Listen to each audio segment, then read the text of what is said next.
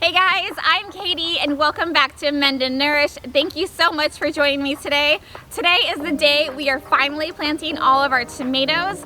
These are the tomatoes that we started from seed back in March, and I would say they're doing okay. They are a little overgrown and stressed being in their 2.5-inch pots. What I think we'll do next year is up pot them in a 4-inch pot so they have a little more growing room. But they will be able to spread their wings here shortly and recover nicely in our raised bed garden. They'll get lots of nutrition and have lots of growing room. So let's go grab our plants, our fertilizer, and our tools and get going.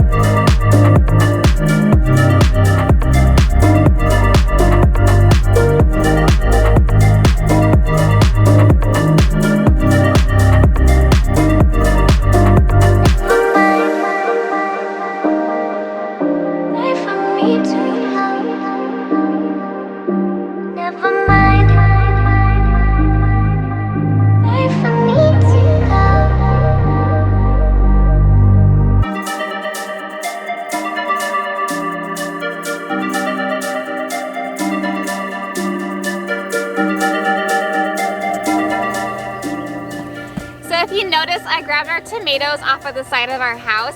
I was giving them some afternoon shade since we had been hitting the high 80s to low 90s the last few days. So I was giving them a little bit of a break from that harsh afternoon sun. Since they are a little stressed and overgrown in their pots, I didn't want to stress them out any more than I have to. I also grabbed our basil and a couple other herbs as well. And there is some celery and nasturtiums that we'll plant today too. So this is my tomato game plan. This is always subject to change, but for now, this is what I'm thinking. So we have 6 rows dedicated to tomatoes, and I'm thinking I want to dedicate at least 3 to 3.5 rows to our paste tomatoes. We'll be using these the most for our canning and preserving projects, and then about half a row, just a couple plants of our smaller cherry varieties. I learned my lesson last year to only do a couple plants this year. We had way too many last year. And then we'll do 2 rows dedicated to the larger slicer tomatoes. And I'm just gonna go grab our trays and put the plants where I want them, and then we'll get to digging them in. I'm gonna go through all these beds first and grab all the weeds out so we can start with a clean slate.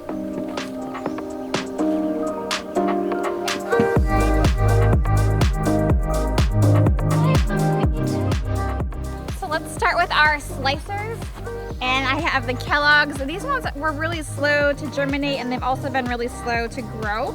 I think they'll do fine though once I get them in the ground.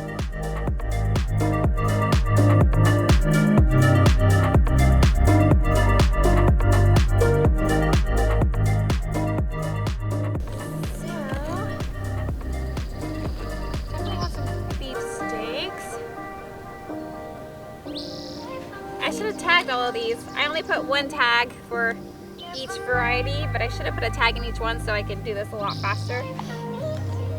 Because I don't want to pull the one that says a beefsteak out and then there's no tags on the rest of them, so I don't know which ones are which. Amateur move, right? I do this every year though, and I never remember.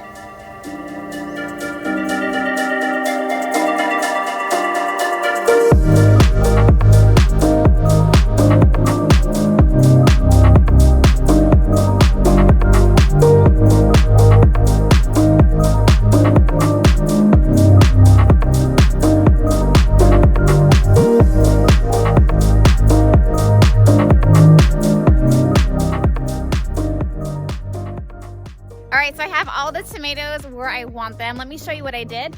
This row is all the Jersey Devil, and there's 4 Roma tomatoes at the end, so this is a paste row.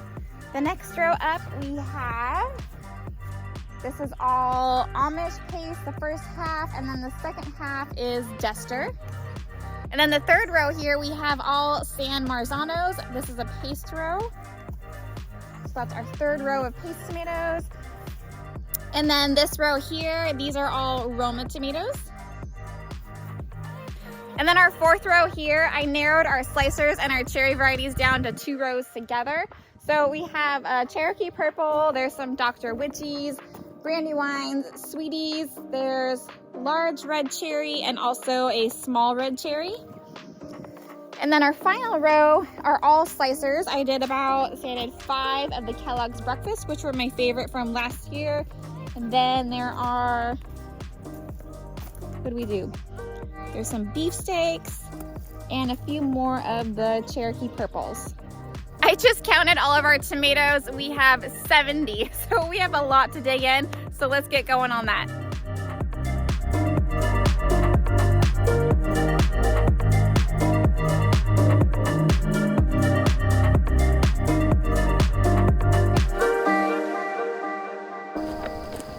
We are ready. Let's get these tomatoes in the ground. I am so excited. It's been a long time in the waiting, and we've been patiently waiting for this day. Well, I have anyway. So I have my auger attachment on our drill. I probably won't need it for these little ones, but the taller ones I will need it. And we will dig a hole in, and then I will put about 1/4 cup or so of our Organic Plus fertilizer from Kellogg's in each hole. I do have them spaced out about 16 inches apart.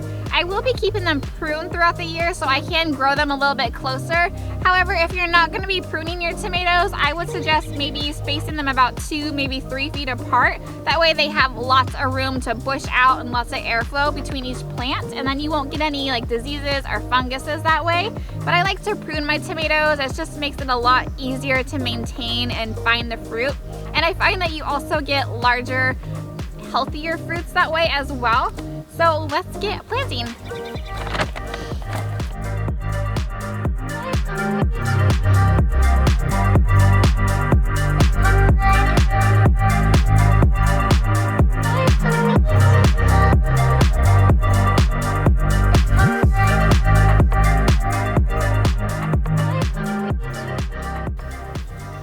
One down, 69 to go. We are now consistently in the lower 50s at night, so I'm comfortable planting out all of our tomatoes in the garden.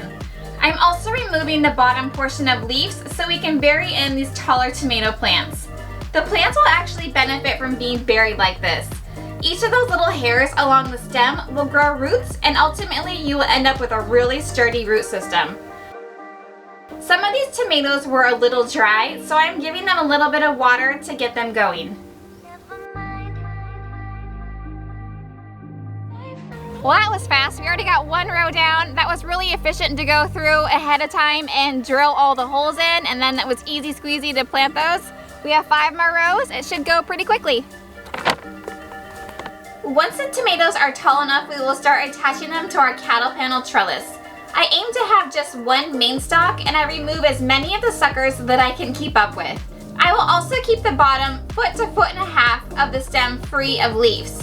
This will help with pests for one, and also help with splashback from watering or from the rain. A lot of disease and fungus can live in your soil, and you don't want this to get splashed up onto the leaves. This can spread those diseases onto your plant. Also, it's a good rule of thumb to avoid watering your plants from up above. This can cause disease too. You want to try and keep the foliage as dry as possible. All right, we got 3 rows down. We're making really good time. I cannot wait until we can come out here and start picking these juicy red tomatoes off the vine. Filling buckets and baskets full, there's nothing quite like the taste of your own homegrown tomato. I have so many recipes and fun preserving projects I want to share with you, so stay tuned for those.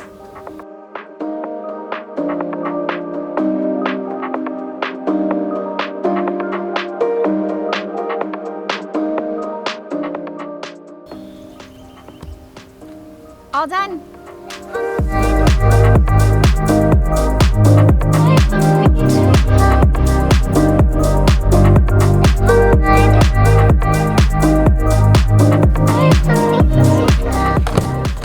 So we got all 70 tomato plants in the ground. That feels so good. That's been a long couple weeks of hardening those off. In and out of the greenhouse. It's a lot of work. So I'm so glad those are in the ground, and they will now start to thrive because they have been a little stressed out in overgrown in these little teeny tiny pots. So next, let's move on. I got a couple of nasturtiums. There's some basil in here and some celery. We'll get those planted real quick.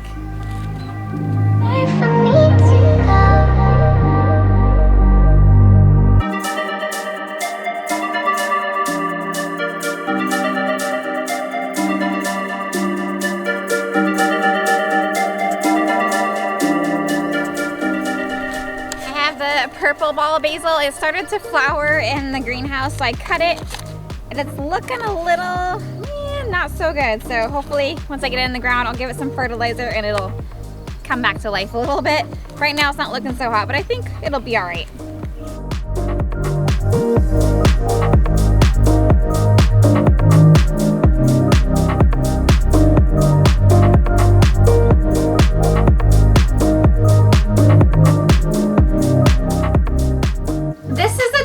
Utah celery. I have had great luck with this variety the last few years. They grow tall, prolific stalks that are really tasty. This is a fun one to grow. This basil smells amazing. Oh my gosh. Basil and rosemary, I think, are my top favorite smells in the garden. Tomatoes, I love the smell of tomato plants. Those are really good too. We have mammoth basil, and there's Genovese basil, and also the purple ball basil. And this is green romaine. And parsley here at the ends. There's a lot to keep up with. I have a hard time remembering myself.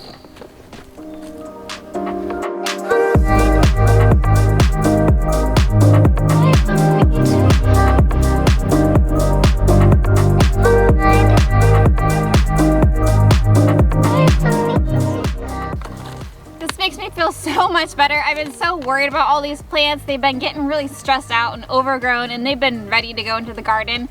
So this is a huge relief to get all of these planted. Man, this feels really good. And I cannot wait till everything starts growing and we got some really good tasty veggies and fruits to start eating on.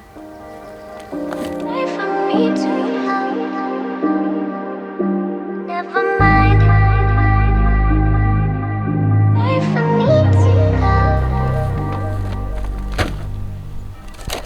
What a day, you guys. We got so much done today. That feels so good. I was really worried about some of those plants. I could tell they were getting really stressed out and overcrowded in their little containers. So I'm so glad everything is planted now. And we got 70 tomato plants into the ground. That's gonna be quite the chore come the end of August or September time. We'll be busy preserving all of those. I still need to find homes for all of these other tomatoes. I know it doesn't look like we planted any, but we really did. And we got all of our basil, some lettuce, celery, nasturtiums, and a couple other random herbs here and there. So we did really good today. Thank you so much for joining me. And if you guys liked the video, please hit that thumbs up or subscribe, and I'll see you in the next one. Thanks guys, bye.